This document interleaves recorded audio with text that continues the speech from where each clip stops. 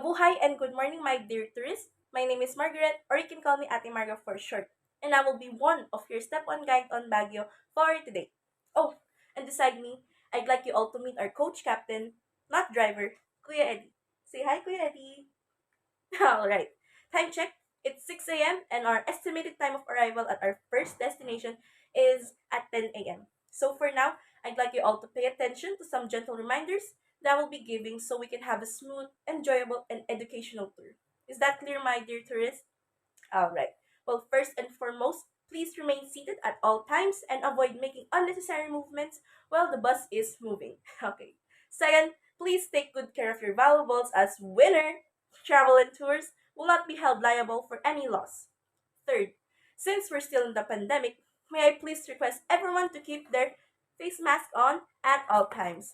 And if there's an emergency, we have here our first aid kit just for you, my dear tourists. So buckle up, sit back, relax, and enjoy the tour. Now we are currently passing through Marcos Highway. So why is it called Marcos Highway? So Marilake Highway stands for Marikina, Rizal, Laguna, and Quezon. And it's formerly known as Marcos Highway before being renamed since it once used the name of former President Ferdinand Marcos before the name change after the People Power Revolution. Now, everyone, the moment we've all been waiting for. On behalf of Winner Travel and Tours, I'd like to welcome you all to Baguio City. So, for our itinerary today, we will be going to 13 different tourist spots in Baguio City. And they are Mirador Heritage and Eco Park, Our Lady of Lourdes Grotto, the Burnham Park, Our Lady of Atonement Cathedral, Session Road, Botanical Garden, Wright Park, The Mansion, Bell Church, Valley of Colors, Strawberry Farm, Igorot Stone Kingdom, and lastly, Tam-awan. So we are now approaching at our first destination. So over to my left-hand side, you can now already see the Mirador Hill. This is a popular tourist attraction with a heritage and environmental park and the panoramic views of the city and surrounding mountains. It also has a bamboo grove, rock formations, gardens, and other features. It is a popular destination for both visitors and residents. Mirador Hill is a 5 hectare with the Mirador Jesuit Villa, a retreat and conference center, and a lookout to take in the breathtaking views. It provides an excellent vantage point for viewing Baguio City and its surrounding mountains. There are also seats and gazebos to sit and take in the scenery, and a number of paths to explore and for fresh air and time in nature. So for the second destination, Our Lady of Lourdes. The Grotto Shrine along with Piat Basilica Minor in Cagayan Valley and Gibang Shrine in Isabela remains one of the most frequented shrines in northern Luzon. It is intriguing to know and witness that this small grotto would be a haven of comfort, calm, and consolation in the middle of Baguio City's chaotic and bustling experience. A pilgrimage to a sacred site is intended to atone for sins, have a spiritual experience, implore favors, and even witness miracles, all with the ultimate objective of coming closer to God. As a result, a pilgrimage should cost something in the form of self-imposed challenges that necessitate some amount of sacrifice. In this example, is climbing the 252 stairs. Alright. So for now, the third destination, Miss Michelle will be taking over. Hello everyone, I am Michelle, but you can call me Mitch, and I will be taking over as we head deeper to the city of Baguio. As we go to the next attraction, I have a little joke for you guys. What will happen if you leave the stove unattended while cooking ham? You burn ham! So do you have any ideas where we are heading? Yes, we are now approaching Burnham Park. Located at the heart of Baguio, Burnham Park is the most famous attraction in the city. It was conceptualized and designed by American architect Daniel Hudson Burnham in 1905 during the American colonial period in the Philippines. According to him, the park was the main component of a greater plan in Baguio City to have a recreational center for the United States Armed Forces during that time. Inside this 32-hectare park, you'll find different clusters that consist of various attractions, like a children's playground, a rose garden, an orchidarium, a picnic grove, and a traditional egret garden. Burnham Park is most renowned for its magnificent, centuries-old artificial lake in the center called the Burnham Lagoon. Now we are passing through the most famous road in Baguio, which is the Session Road. Session Road is a 6-lane, 1.7-kilometer major road in the city, and it's the main hub of what is called the Baguio Central Business District. Session Road derived its name from the fact that it is used to lead up to the old Baden-Powell Hall, where the Philippine Commission held its sessions from April 22 to June 11, 1904, and officially initiated the use of Baguio as the Philippine summer capital. Session Road marks Baguio's center of commercial activity, and is in fact one of the most visited areas in Baguio in today's time. It is home to many savvy restaurants, bars, surplus boutiques, hotels, bakeries, movie houses, and drugstores. Now, as we head to the next attractions, Miss Ariana will be taking over. Thank you so much for having me. Thank you, my dear partner. Before we head on to our next destination, I would like to introduce myself first. Alright, so good morning, my dear tourists. I am Mariana Mejia, but you can call me Ate Anya. Yes, that's right, Anya, like from the SpyX family, but with an I. And before we head on to our next destination, we will have first our lunch at the Food Empire restaurant that is known for the Filipino all-time favorite food and comfort food that serves festive, delicious, and flavorful food with fully loaded toppings. We have 1 hour to have our lunch, and I hope you enjoy your food. Alright, is everyone full from their lunch? That's good. And so, a little reminder again, please stay seated as we move on to our next destination, which is the teacher's camp. And as we can see to your left hand side, the so called teacher's camp here in Baguio.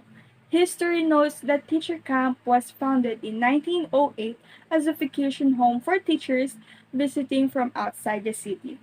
The ingenious plan, as laid out by Governor William Pack, was formally opened on April 6, 1908. Through the years, more facilities were added, including dormitories and cottages with kitchens, a social center, and an athletic oval where Olympic participants have trained in. Teachers Camp, fortunately, was not all academic in Teachers Camp. Teachers Camp was also a vacation resort for teachers to have a rest and have a team building. Alright, everyone, as we move on to our next destination, I would like to give you a short trivia. Is that alright, my dear tourists? Okay, I'll ask the question: who here knows what botany means? Is there anyone who knows it? No one? Okay, I'll answer it by myself. Botany is a branch of biology that deals with the study of plants, including their structures, properties, and biochemical processes.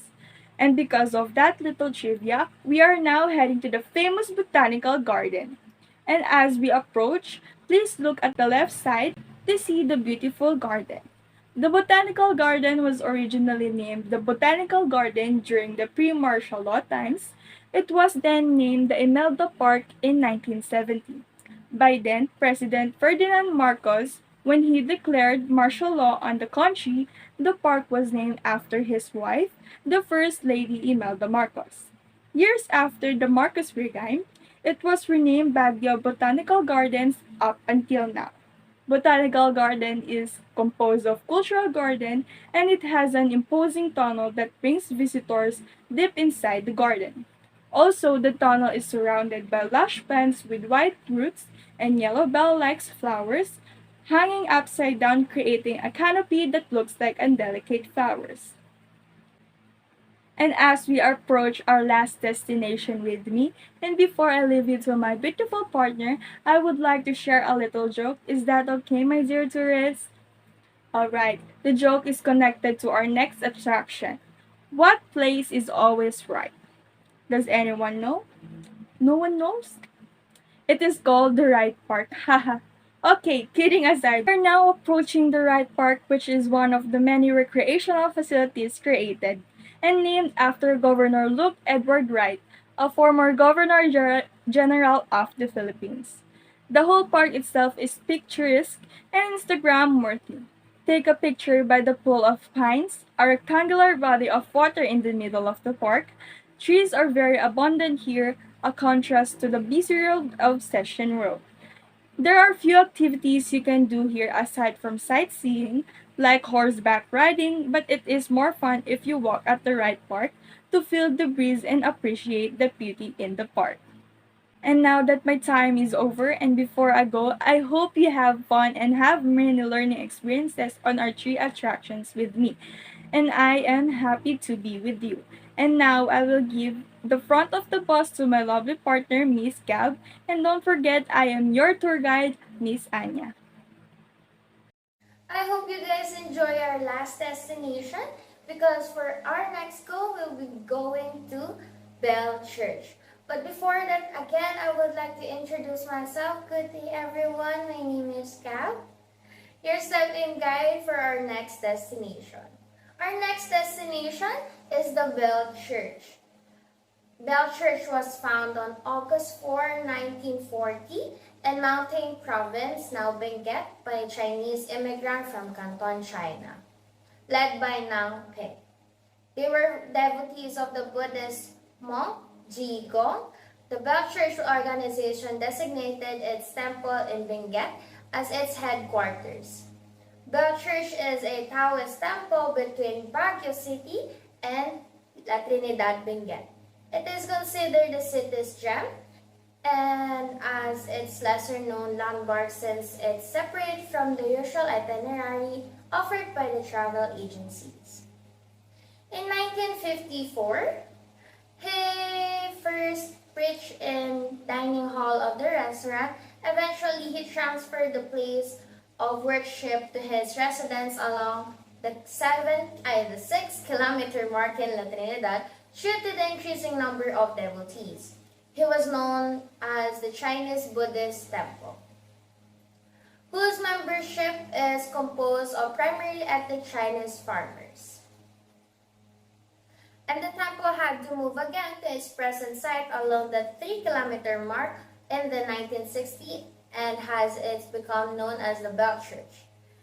With support of the local Chinese community, the house in the current site was converted into a temple. The Bell Church considered itself as a religion with ecumenical and interfaith orientation.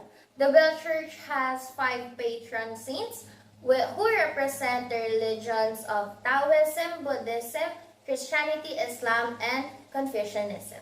The group philosophy revolves around the bell, which means unity. The group believes that religions are only differences in beliefs and advocates people, regardless of religion, live in harmony by disregarding these differences. That's it for our Bell Church. We are now on our way to the Valley of Colors. Who are in the tourists today who have been to Brazil? And who is from Brazil? And with that, thank you. Is there anyone familiar with favelas in Brazil? The next destination inspires with the Valley of Colors. The Valley of Colors Baguio is also called Stobasa. It is a barangay, a small neighborhood called Balili, located in La Trinidad, Benguet. The Department of Tourism organized the project of Valley of Colors, also called as Stobasa, in cooperation with artists of Tam-awan Village and the residents of the barangay. It is an inspiration by the favelas in Brazil. They started working on this project last January 18, 2016, and it took 80 days to finish. There were 180 houses and 3 sitios, Barangay Balili, that were transformed. These are Stonehill, Batuti, and Sadja. TV Paints provided 2,800 gallons of colored paints for free. Yes, that's generous of them. The residents of the village, local artists, police trainees, and the members of some volunteer groups helped to create this fantastic work. As I speak, we are now approaching, and it is visible now, the Valley of Colors. It is a vibrant as we get closer. They said that The Valley of Colors in Baguio is an actual example of Filipinos' bayanihan spirit. All the locals' efforts and sacrifices make it more vibrant, complemented by the visible paint. What a way to relax our eyes! Let us now leave and go to our next destination. Who likes strawberries? And who doesn't like them? I mean, why? One of the most common misconceptions about the strawberry farm is that it is in Baguio City. However, the farm is situated in La Trinidad-Benguet Province Municipality. It's about 20 to 30 minutes away from Baguio City proper. You can buy strawberries in the kilo at the farm. The strawberries are fresh and juicy, making for a great healthy snack. You can also purchase strawberry products like jams, jellies, and preserves. Strawberry picking is not available all year around. The best time to visit the farm is from March to May, when the strawberries are in the season. Around February or March is also an excellent time to visit the municipality, just in time for the Strawberry Festival. One of the main reasons why people visit the strawberry farm is to pick strawberries. You'll only be paying on the weight of the strawberries that you pick. The strawberry picking season is from March to May. The strawberry farm in La Trinidad is a great place to visit if you want to escape and hustle and bustle of the city. It is a great place to enjoy fresh air and pick some delicious strawberries. On your right hand side, you can now see the beautiful farm of the red strawberries. Who's crying for them? You guys want them too? Yes, me too. But sadly, that's it for our strawberry farm destination. Who is excited about our next destination? Because of that, let me introduce to you our next step in guide, Miss Danny. The floor is yours. Hi! Hello to you all, my beautiful and handsome tourists. I am Danica, but you can call me Danny for short, and I will be your next tour guide for another 2 more attractions here in Baguio City. As we are now exiting Strawberry Farm, let me give you some icebreakers so that we can have a little bit of fun interaction before I give information about our next attraction. I have a joke. So how does a farmer count a herd of cows? With a calculator! So as we are traveling for our next destination, which is the Igorot Stone Kingdom along the long road Pinsawa proper village and owned by Pio Velasco, this place has a whole concept of an Igorot child's fantasy of castles, his childhood in Mountain Province, the stories about the first Igorot people, man's belief that there is a caring God, and culture of family brought out by the Igorot skillful hands of stone laying. This Igorot Stone Kingdom Park covers a 6,000 square meter area and features the Igorot imagination in creating stone walls similar to the rice terraces in Batad, Banawe. On the right side of the mountain facing the stone wall are modern-day castles made of cement and hollow blocks.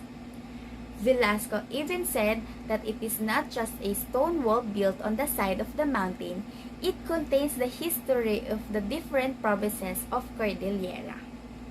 Among the main attractions at the Stone Kingdom is a tower that depicts the fantasy story of Gatan and Bangan, an Igorot man and woman who survived the Great Catastrophe, a fertility stone tower, and a Kabunyan or Igorot God tower. Are my dear tourists still awake? Good, because we are already heading to our last destination here in Baguio City. Currently, we are now going to our last but not the least destination, which is Tam-awan Village. Tam-awan Village in Pinsawa proper, Baguio City, uniquely blends indigenous aesthetic and exquisite Cordilleran craftsmanship with an artist concept for a village adapting to Baguio setting.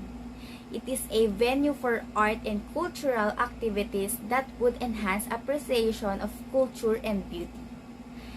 This place has been founded during 1988 by Chan Noom Foundation Incorporation. They began to reconstruct Ifuga houses in Baguio with the view of making a model village accessible to people who have not had a chance to travel to the Cordillera interior. Tam-awan in the local idiom means vantage point, an appropriate name for a collection of Cordillera huts that sit on a hillside that affords visitor a majestic view of the South China Sea on a clear day. TVA, in short, is an established and continuously growing community of visual artists, filmmakers, photographers, musicians, and actors. This place also hosts a variety of workshops ranging from solar painting to crafts such as paper making, and includes digital conception for a holistic understanding of the arts. Other than this, TVA also has a cafe here. As you can see, the cafe is the center of the village, dubbed as Gallery Cafe, serving native Benguet blend coffee and meals such as a traditional chicken soup, pinik-pikan, smoked meat like kiniing, and kinuday with dried rice. I hope this tour has been a helpful as well as entertaining for everyone around here. I'd like to personally thank all of our lovely guests on behalf of Winner Travel and Tour for allowing us to share with you a memorable experience. Please keep us in mind for any upcoming tours. Again, this is Dani, now signing out.